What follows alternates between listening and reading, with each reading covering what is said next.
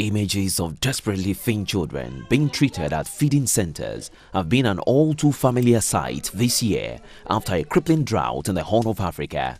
But this time, they are coming from West Africa, where aid agencies warn as many as 9 million people are at risk from a looming food crisis.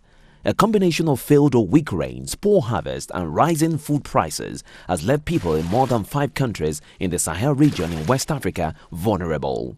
Populations in Mauritania, Niger, Burkina Faso, Mali and Chad are at particularly high risk, with national food reserves dangerously low and prices of some key cereals as much as 40% higher than the 5-year average. In Niger, one of the worst affected countries, market goers say the price of staples such as meat and grain have risen to record levels and show no sign of decreasing like they usually do in the post-harvest period. In the countryside, farmers say bad rains and prolonged drought have drastically depleted and damaged their harvest, an early warning of chronic food shortages in the months ahead.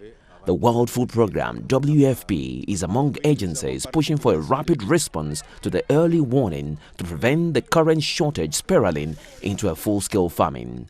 Dennis Brown, country director for WFP Niger, says the idea is to build people's capacity up now so they cope better if a bigger crisis takes hold.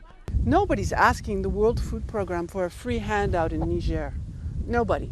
Not the government, not the local authorities, and certainly not the women in the community. They're not asking us for a free handout. They're asking us for some assistance so that they can stay in their homes, in their villages, work in their fields, maintain their families, and keep their life going. WFP has set up food distribution points in local health centers and schools and are calling for more funds to stock up supplies in preparation for harder months to come. Oxfam have also been raising the famine alert. At the charity's regional headquarters in Dakar, Senegal, Media Director Charles Antoine Bambara has spearheaded a campaign to prompt governments and people to respond quickly before things spiral out of control. In the wider Sahel region, we know that 700,000 people are at risk in Mauritania. 6 million people living in Niger fall within that risk zone. And we know that in countries like Chad, there are 2,900 people at risk. In Burkina Faso, there are 2 million, etc.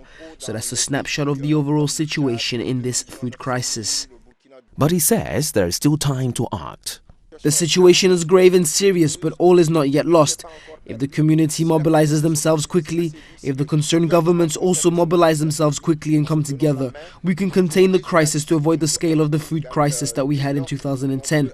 But who knows, it could even be worse, but we don't wish for it to happen. The last time the Sahel region faced such food shortages was in 2010, when similar failed rains and bad harvests pushed hundreds of thousands of people to the brink of starvation in Niger, Burkina Faso, Mali, Mauritania, Chad,